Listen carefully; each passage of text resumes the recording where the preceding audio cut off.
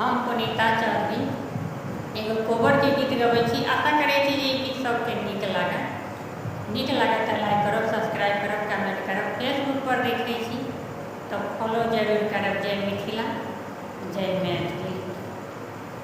एके रे पलंगा पर दुनू मिली सुतला, हार मोर गेल हेराय। हे एके रे पलंगा पर दुनू मिली सुतला, हार मोर गेल हेराय। हे नैहर सासु नैहर ननदी, अहीं पिया लेलहुँ चोराय। हे नैहर सासु नैहर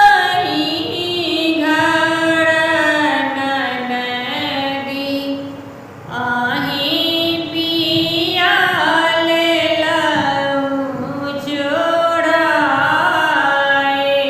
हे कथिए के हार छल, कथिए गूथल छल, के तोरा देलनि खरीद।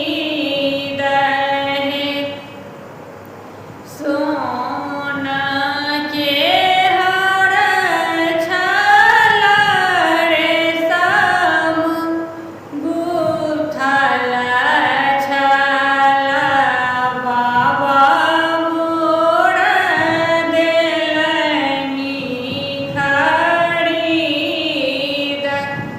हे सोना के हार छल, रेशम गूथल